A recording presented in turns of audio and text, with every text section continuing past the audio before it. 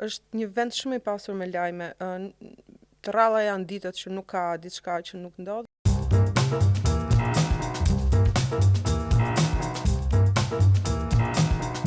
Përshëndetje dhe mirë se erdhët në këtë episod të radhës të Table Talk, i pari për vitin 2026. Do të flasim për një temë e cila duket se sado vitet të kalojnë, sfidat mbeten, media. Do të flasim për kohën në cilët po jetojnë në raport me lajmin, një lajm i cili vjen pa e kërkuar gazetarët vitet e fundit, pa e konfirmuar redaksit dhe mbi të gjitha. Verifikimi ka mbetur rrugës. Për të biseduar për këtë, do të kem të ftuar Fjori Sinoruken, gazetare e Balkan Insight, shkruan anglisht për realitetin shqiptar prej vitesh. Fjori, faleminderit që erdhe në Table Talk. Do të flasim për një sër temash, por në fokus do të jetë media. Do të bëj një prezantim, duke qenë se emri jot dhe artikujt e tua janë të lexuar, janë të njohur, por ndërkohë kjo është hera parë që shfaqesh për të njohur edhe si figurë. Fjori, prej vitesh shkruan për realitetin shqiptar për një redaksi rajonale, shkruan në anglisht, ke patur mundësinë të jesh bashkëautore disa shkrimeve për Washington Postin, ka patur raste kur shkrimet e tua janë, po themi, cituar nga media prestigjioze të tjera si The Guardian. Si është të punosh për një media lokale, të shkruash në anglisht çdo ditë, po të jetosh në Shqipëri? Faleminderit Denada që më ftove dhe faleminderit dhe për pyetjen. Është shumë ndryshe të raportosh për një media rajonale krahasimisht me median lokale. Kjo për shkak se ngjarjet shikohen në kontekst, që do të thotë që duhet t'ju jepet shumë background, sepse supozohet që kushdo kush e lexon një lajm apo një analizë apo një reportazh nuk di gjë ose di shumë pak për Shqipërinë. Dhe këtu lind nevoja që të sqarohen ngjarjet, jo vetëm, pra nuk shkruhet vetëm çfarë ndodh, po pse ndodh dhe gjithashtu edhe një historik, gjë që ne e quajmë background në raportimet tona. Shqipëria është shumë e pasur me lajme. Po si ka mundësi? Jemi një vend i vogël, po prodhojmë çdo ditë lajme. Është një vend shumë i pasur me lajme. Të rralla janë ditët që nuk ka diçka që nuk ndodh. Unë besoj që ne gazetarët nuk e kemi mundësinë që të kalojmë në krizë ekzistenciale, duam apo se duam gazetarinë, sepse nuk kemi kohë.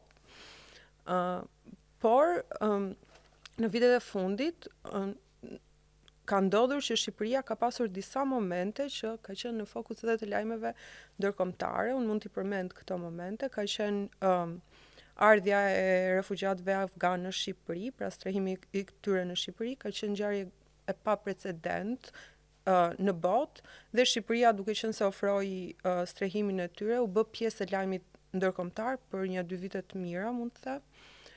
Ka pasur lajme të tipit emigrim të shqiptarëve ndaj vendeve të Bashkimit Evropian apo në Angli.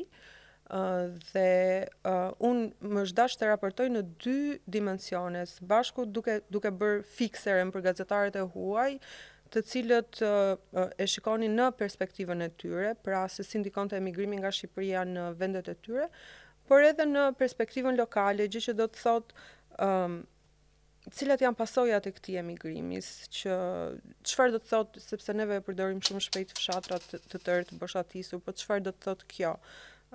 Do të thotë që mungojnë shërbimet të tëra, qoftë edhe ekzistenciale, qoftë edhe mbyllje shkollash, mbyllje qendrash spitalore, gjë që të bën që ta shikosh në këtë kontekst lokal. Në raport më the që ke punuar për një kohë shkurtër për media lokale, ndërkohë që ke vite që punon për një media rajonale, cila është sfida dhe si është për ty nëse do punoje në media në Shqipëri apo një media lokale? Pra, do ishte ndoshta ajo që do duhet të përballesh dhe a mendon se do të kishte edhe benefite anë pozitive, pra nëse i vendos përballë këto 2 përvoja? Patjetër. Do kishte pafund anë pozitive, por gjëja më e rëndësishme dhe më kryesore është impakti. Unë besoj se të shkruash dhe të raportosh në gjuhën tënde ke shumë impakt se sa të shkruash për një audiencë të huaj. Sepse ti lidhesh në mënyrë të drejtë për drejtë me audiencën dhe raporton në mënyrë të drejtë për drejtë për gjëra që interesojnë audiencës tënde. Kjo nuk do të thotë që raportimi rajonal nuk ka rëndësi, po mendoj që kjo është arsyeja kryesore pse raportimi lokal ka vlerë. Thënë kjo, nuk mund të le pa përmendur edhe sfidat që kanë gazetarët lokal. Sfida kryesore është censura dhe autocensura, që është pasojë e censurës, e cila vjen nga lidhjet e ngushta të, le ta quajmë, i sistemit mediatik me politikën dhe me biznesin. Gazetari në këtë sistem është i vogël, i pafuqishëm dhe shumë herë viktim e shumë fisht. A mendon se të karakterizon të njoh personalisht, prandaj edhe po të pyes, edhe një lloj modestie? Për shembull, po i referohem rastit sepse më thej që ka anë pozitive të raportosh për mediat lokale, patjetër, bi dakord, kam punuar për vite të tëra në redaksi shqiptare. Megjithatë, ditët kur postoheshin po themi shkrimet të tua me gazetar të Washington Postit, ti kishe një qetësi dhe një, po themi, një maturi, cilët më shumë gëzoja unë se sa ti. Pra dua të them që ka ca momente që të raportosh për median lokale është e vështirë të shohësh të lloj suksesi. Ndoshta nuk bën zhurmën mediatike që ne jemi mësuar të jesh pjesë e portaleve, megjithatë kush është pjesë e gazetarisë, jam e bindur që të kanë shkruar dhe të kanë komplimentuar gazetarë që kanë vite në Shqipëri, cilët nuk e arrin dot këtë gjë. Pra a ka një anë tjetër të profesionit tënd? Nuk jam mësuar me vëmendje dhe ndoshta nuk di si të reagoj, po ka shumë vite që unë punoj si fikser. Megjithatë në këtë rast ka qenë, po themi, bashk prodhim në këto shkrime. Është më shumë se sa thash. Edhe në ato vitet e para kisha këtë dëshirën që të kishte edhe emri im, unë akoma isha gazetare shumë e re. Pastaj me kalimin e kohës kur afirmova te puna kur unë punoj, nuk është se i vija aq shumë rëndësi që të kisha emrin në mediat huaja. Kur erdhi shkrimet me Washington Postin kanë ardhur pas një gati 2 muaj bisedash me gazetarin i cili ishte i bazuar në Londër. Dhe ai vendosi që të ishte bashkëpunim dhe të vendoste edhe emrin. Unë as nuk e dija. Më merr dikush në telefon dhe më thotë, a mund të ma sjellësh pak shkrimin për Florian Binaj? Po, i them, unë dhe po mendoj që ti çoja shkrimin që kisha bërë për Florian Binaj të Balkan Insight, po ajo e kishte fjalën për të Washington Posti, dhe thjesht kur më sjell linkun as vet nuk e dija, domethënë ishte krejt një ditë normale, nuk është e festova. Për këtë jam dëshmitare. Dua të të pyes, Flor, bazuar dhe në bisedat e gjata që kemi patur, sa herë diskutojmë tavolinat tona informale, po edhe me kolegë të tjerë, miq tashmë, për mënyrën se si ka ndryshuar newsroom-i, për mënyrën se si ka ndryshuar lajmi, edhe përpara se sa të bëj pyetjen se i takon ndryshimit të midis medias tradicionale dhe asaj, po themi, të res që ka lindur tashmë jemi pjesë, dua të ndaj edhe për publiku një moment po themi që do doja ta ndaja në këtë bashkëbisedim. Raporti jon miqësor, përveç anës që na lidh gazetaria, kemi bashkëpunuar e vazhdojmë punojmë së bashku, ka një pikë takim që është një libër. Titullohet Jo më të qara në redaksi dhe ishte vetëm një kopje cilët ti e kishe. Unë kisha publikuar një pjesë të këtij libri dhe më shkruan nëse dëshiroja që ta lexoja. Këtu piktakohen rrugët tona dhe diskutimet mbi median, mbi rolin e gazetarit, po edhe mbi gjitha në diskutimin e madh të ndryshimit që ne jemi duke përjetuar ndoshta 2 vitet e fundit, me futjen e AI-s edhe gjithë ndryshimeve që ka patur jo vetëm Shqipëria, por edhe bota, ka ardhur pikërisht nga ky libër. Sfidat e gazetareve gra në median amerikane dhe tema ka qenë e gjatë e bisedave që kemi bërë së bashku. Dua të pyes çfarë është gazetaria për ty dhe si po e shikon këtë ndryshimin e vrullshëm në cilin ne jemi pjesë dhe po e përjetojmë nga dita në ditë. Po, është e vërtet që vitet e fundit ka shumë ndryshime të bërit gazetari, kryesisht të ardhura nga teknologjia, dhe rritja dhe fuqizimi i rrjeteve sociale në gazetari. Unë besoj që këto mund të bashkë ekzistojnë, pra dhe gazetaria tradicionale ku ti shkruan një artikull të gjatë, për të cilin ke punuar shumë, je thelluar shumë, ke bërë hulumtime, investigime, intervista gjata dhe të thelluara. Dhe mendoj që mund të krijohet i njëjti content për audienca të ndryshme në median sociale. Unë vetë personalisht nuk e bëj dhe media ku punoj nuk e bën, por që jam shumë pro të bërit të kësaj gjëje. Pse? Për shkak sepse rrit audiencën, gjë që do të thotë që rrit impakt. Se në fund të ditës për çfarë bëhet gazetaria? Për të pasur një impakt. Pra është një mision për të pasur një impakt, zakonisht për mirë, për të ndryshuar gjërat për mirë. Lidhur me AI është ende shumë herët, mirë po vihet re që përdorimi i tij është goxha i vrullshëm, mund të them në disa raste edhe i rrezikshëm për shkak se inkurajon misinformation, pra dezinformimin dhe fake newsin, gjë që do të thotë që mund të kthehet në një armë e cila përdoret keq për shoqërinë, por duke përdorur gazetarim, pra duke sjell kontente të supozuara gazetareske, por të cilat janë keqdashse. Është ende shumë herët dhe ende nuk ka kuadro ligjor të cilat e mirë përcaktojnë përdorimin e AI. Unë besoj që gazetari nuk duhet vetëm të jo vetëm të pres ligje për të caktuar. Gazetari e di shumë mirë etikën dhe nuk ka nevojë për një imponim të jashtëm për përdorimin e AI. Pra duhet vi si një lloj, po themi, ndërgjegjësimi i vetë njeriut që bën pjesë në media. Po, në momentin kur je gazetar ti supozohet që ke një pasion për të hulumtuar, për të njohur histori njerëzore, për të gjetur të vërtetën në rastet e investigimeve, për të sjellë histori të ndryshme, për t'ju dhënë zë atyre që nuk kanë, për t'ju dhënë zë atyre që nuk dëgjohen. Dhe supozohet që ke një lloj pasioni edhe një lloj etike të bërurit kësaj pune. Në momentin kur ti mund të përdorësh inteligjencën artificiale, mendoj që është dhe pak personale, është pak dhe etik personale. Dua të pyes pak për pikërisht në këto ndryshimet. Jo më larg se para një viti e gjysmë, hierarkia në cilën unë punoja ishte e përfshirë nga kryeredaktori, nga një producent, nga gazetarët, kameramanët, montazhierët, pra një rrjet spaku me 5 persona, përpara se të prodhoja një kronik, një reportazh. Dhe në një vit e gjysmë, gjërat kanë ndryshuar që pothuajse 90% të tyre bëhen tashmë nga një gazetar, bëhen në rastin tim nga unë.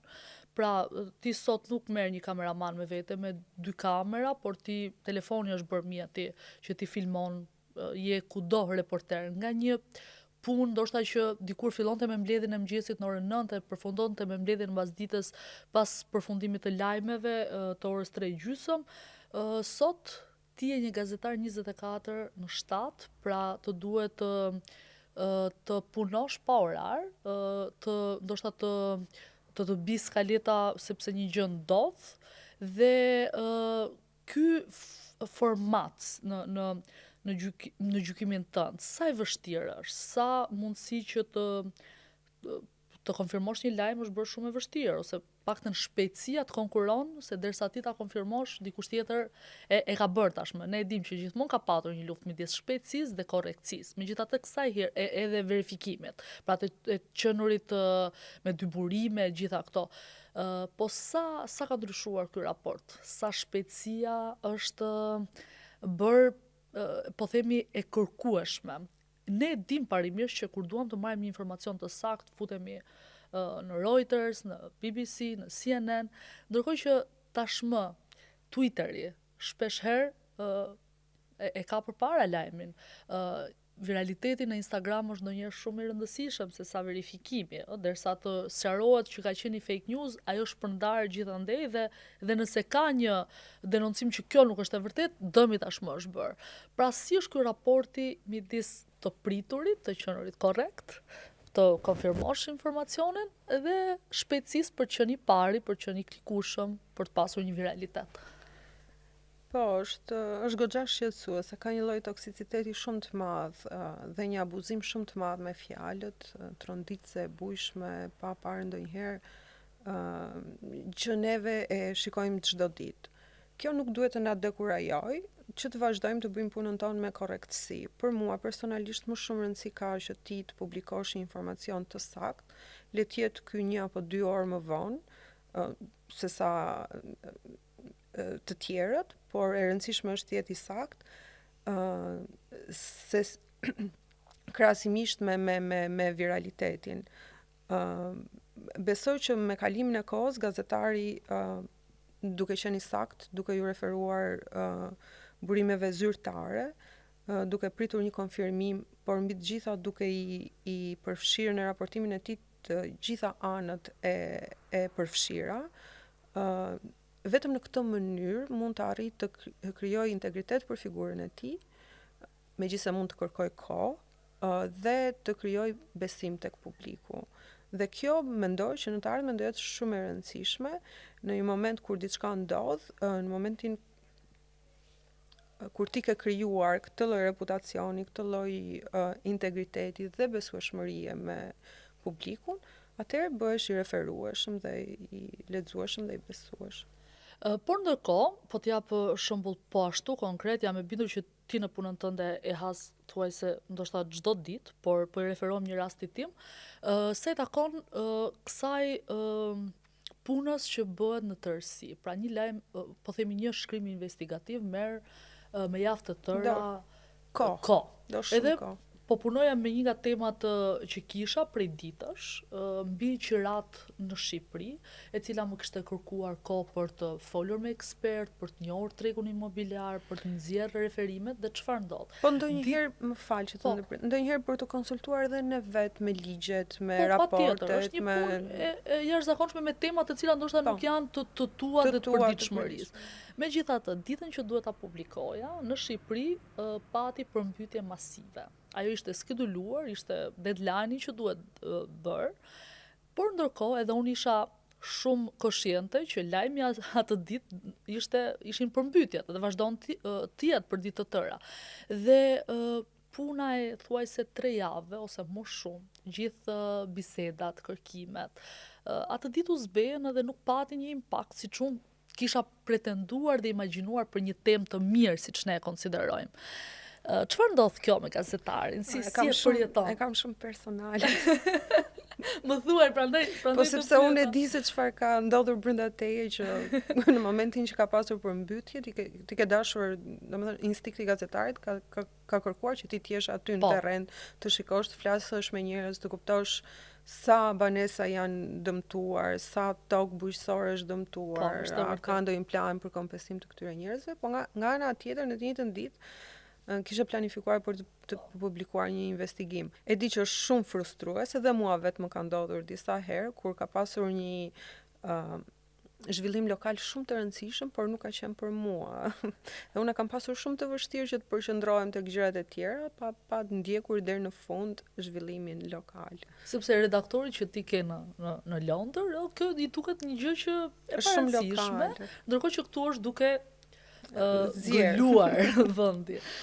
Kjo është ndonjëherë ajo që ndjen, edhe atë ditë më duk sikur 3 javët e mia ishin hedhur thjesht më njanë dhe edhe unë vetë nuk ndjesha keq që ai publikim po ndodh atë ditë se dukesha komplet jashtë realitetit.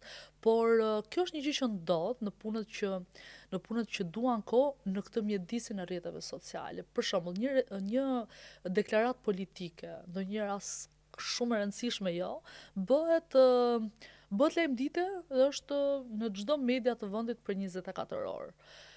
Nëse më përpara, po themi nëse i referohem para 2008-s, kur interneti nuk ishte pjesë e redaksive, edhe jetës tonë të përditshme, lajmi dhe breaking news ishte aty ku ishte reporteri, pra aty ku gazetari gjendej. Dhe ishte momenti më rëndësishëm, njeriu me cilën ti informoheshe dhe ja çonte publikut. Ndërkohë që sot reporterët më shumë po zëvendësohen në analizë në studio, në analiza, kjo më përfshin edhe mua, domethënë të duhet ta bësh të pakt.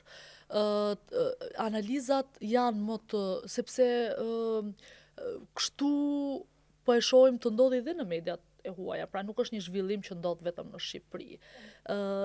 Pse mendon që po vjen kjo gjë? A ka më një nevojë për të patur gazetar?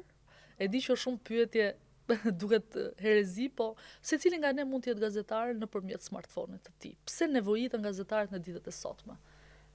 Shiko, unë nuk kam asnjë gjë kundër reporterëve që edhe analizojnë. Është pjesë e profesionit. Ajo që jam kundër ose ajo që nuk më pëlqen është kur marrim përsipër kompetencat e të gjitha fushave.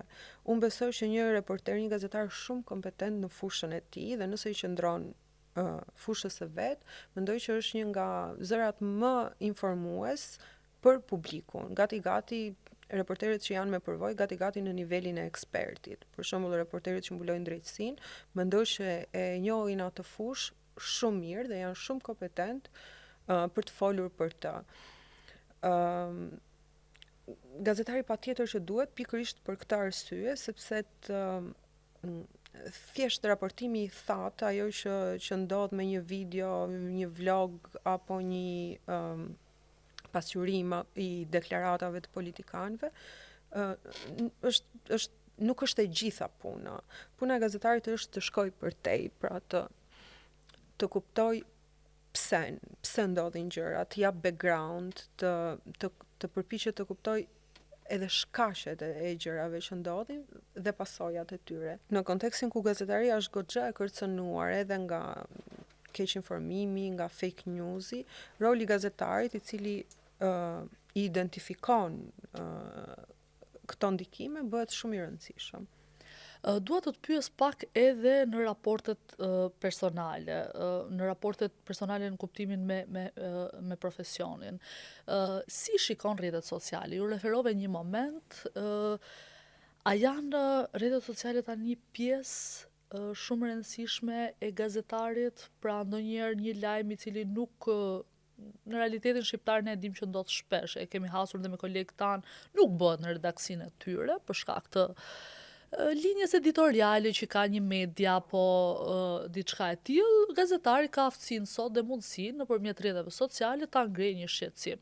E them këtë sepse bashkë kemi shkuar aso kohë kur kishte protestat sa i takon një autostradës Thuman-Kashar, mediat në mënyrë absolute për ditë të tëra nuk e bën, dhe unë dhe ti së bashku me një telefon arritëm dhe shkuam tek protesta e banorëve, bëm një xhirim, të cilën plane pastaj që u përdoren edhe në parlament. Por këtë na e mundsoi pikërisht shfaqja e këtyre planeve, e këtyre zërave në rrjetet sociale. Më pas pati media që e referuan, po disa ditë me vonesë. Sa janë të rëndësishme rrjetet sociale, mendon sot? Po, shumë të rëndësishme. Dhe siç e the edhe ti, ka disa raste në Shqipëri kur gazetarët për shkak të politikave editoriale shtrënguese, censurës dhe autocensurës nuk mund ta shprehin veten si gazetar të plot në mediat ku punojnë, dhe ka disa raste të suksesshme ku ata e transferojnë punën nga redaksia në rrjetet sociale, dhe në disa prej tyre të cilave mua po më vjen në mendje tani ka dhe goxha impakt. Në këtë kuptim, unë besoj që po mund të bashkë ekzistoj gazetaria tradicionale me këtë terren që ka lindur. Po.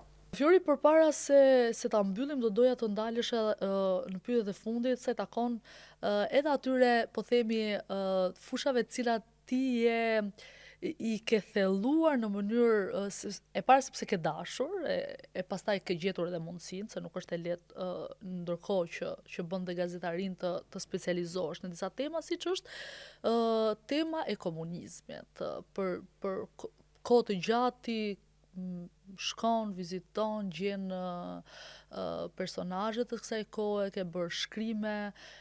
Pse u lidhe me këtë periudhë dhe pse veten pjesë për t'u informuar. Kjo është një gjë e mirë përpara se të më fillosh të më thuash përvojën tënde, sepse sot shumë pak janë të rinj të cilët i referohen asaj kohe, një pjesë e mirë e tyre edhe gazetar, duhet them, po sidomos publiku i gjerë është shumë pak i informuar edhe duket sikur e kemi mbyllur me kapak atë histori. Edhe jo vetëm që nuk kemi nxjerr mësime, po për fat keq as nuk e di mirë çfarë ka ndodhur në ato vite, o e kemi të keq mësuar ose nuk e mësojmë fare. Ne kemi mbaruar 2 deg të ndryshme të njëjtit fakultet dhe komunizmi as që është e përfshirë as si bisedë, apo jo. Si u lidhe me këtë periudhë dhe cila është ajo që do të mbetet nga gjithë shkrimet e tua, gjithë thellimet e tua sa i takon komunizmit? Sepse është e rëndësishme edhe se besoj që duhet shkruar dhe duhet flasim. Kur nisa të punoj për Balkan Insight, neve kishim në mënyrë të ndarë dhe një redaksi tjetër që quhej Balkan Transitional Justice, gjë që merri me drejtësinë tranzitore në vendet e ish Jugosllavisë, kurse për Shqipërinë merri me pjesën post-komunizmit. Kur nisa të shkruaj, në fillim më dukej sikur i dija të gjitha. Me kalimin e kohës kuptova që nuk dija shumë, dhe gjërat që i dija në mënyrë të gabuar. Pra, më është dashur ky procesi i çmësimit, Që është më i vështirë. që është shumë i vështirë, dhe pastaj të parur gjërat nga e para. Kjo ka ndodhur nëpërmjet eksperiencës së njerëzve që kam takuar, dhe nëpërmjet rishikimit të gjitha gjërave, ngjarjeve historike. Për fat ka akoma njerëz të cilët mund të dëshmojnë se çfarë ka ndodhur në komunizëm, kontaktuar shumë herë për shumë tema, mund të flasë që është një problem shumë kompleks dhe ajo që ne duhet të bëjmë si gazetar është që të vazhdojmë të flasim për këtë temë. Gjëja që unë kam shumë merak kur kontaktoj me njerëz për të folur për komunizmin është të mos i ritraumatizoj, duke respektuar faktin që këta janë njerëz që kanë kaluar një nga ajo që është konsideruar një nga komunizmet më të vështira, më të ashpra në botë. Është e pa precedent, janë shumë gjërat pa precedenta që kanë ndodhur dhe si për shembull Shqipëria ka qenë vetëm i vend në botë që u konsiderua ateist. Izolimi ka qenë ekstrem. Nga më totalitarët. Ne kemi parë edhe në turët që kemi bërë gjatë kohës që kemi shkuar në lindje dhe kemi parë me sytë tanë se sa ndryshim kishte edhe se sa represiv ka qenë në Shqipëri. Po. Dhe vjen keq që nuk është e përfshirë sa duhet në sistemet arsimore, do doja të ishte. Është e vërtetë, dhe është një nga problemet që vazhdon edhe nuk vihet theksi aq sa duhet. Tani për ta përmbyllur, në disa nga filmat apo serialet të cilat jam duke parë se takon medias, një nga këshillat që kam gjithmonë nga Fiori është që duhet të lexoj dhe të shikoj më shumë sa i takon fushave të cilat tashmë jam duke u thelluar dhe ta lëm janë jo aq për kushtim, jo ta lëm janë për letërsinë, dhe ka qenë një këshill e vlefshme Fior, duhet të ta them publikisht, faleminderit. Ka qenë temat që kam parë apo serialet që kam parë për median. Dhe një nga elementet që më pëlqeu më shumë është një nga gjërat që me cilët një gazetar duhet të merret në përditshmërinë e tij është kontrolli dhe aftësia për të patur në menaxhim ankthin apo gjithë gjërat që të sjell. Dhe mënyra jote, me sa kam parë, kontrollin unë kam bërë paqe që stresi, ankthi dhe të punuarit në presion janë pjesë e rutinës. Megjithatë ke gjetur një formë shkëputje shumë të mirë. Dhe ja sa ta më.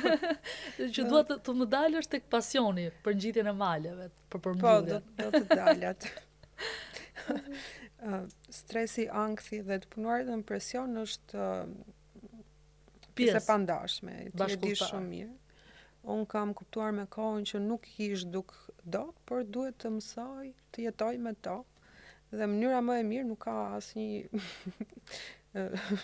shpikje këtu, mënyra më e mirë është që të ushtroj sa më shumë aktivitet fizik, të dalë, të eci. Qitja e maleve është, unë modestisht them që unë eci, akoma nuk jam në atë stadin që ngjis male, që të mos Edhe për ta përmbyllur. shpresoj që të shkoj, por besoj pas janë 2-3 viteve do jem. Jo, kjo fundjavat e tua janë gjithmonë me ngjitje malesh, edhe në fakt është një nga format, secili nga gazetarët jam e bindur që ka një formë tjetër, dikush ka të udhëtuarit, shkëputjet, dikush të lexuarit, por mendoj që secili prej nesh gjen një mënyrë ike nga realiteti, për shkak se java është shumë e gjatë, më e gjatë se sa. Dhe ku ndodhin gjitha gjërat që ndodhin premte. Të premten. Ky është një ritual që ka filluar me drejtësinë, kam përshtypje. Të kujtohet ka qenë premtja velia në gjykatë kushtetuese, ballukut në spak, vdes Fatos Nano dhe ti ishe... Dhe ne ishim në një trajnim në Pogradec. Pogradec, po, dhe ti duhet ishe në të njëjtën kohë në 4 vende. Edhe kjo është ana edhe e pozitive e këtij profesioni. Mendoj që jetojmë me një lloj ritmi tjetër, cilin besoj realisht që fushat e tjera kanë formën e tyre, po jo në këtë aspekt. Dua të të falenderoj për gjithë bisedën. Kështu i vjen edhe fundi këtij episodi, duke ju lënë takim në episodin e ardhshëm, por duke ju thënë që lajmi ka nisur dhe nuk vdes, por ai transformohet dhe kjo është e sigurt, edhe kjo është koha në cilën ne po jetojmë. Nuk ka receta, sigurisht, hap pas hapi, gazetarët, redaksit përshtaten, mësohen dhe rikrijojnë veten. Kjo është, besoj, forma e vetme për t'ia dalë në sfidat që ka media sot e që do të ketë nesër. Faleminderit dhe ju lë takim në episodin e ardhshëm.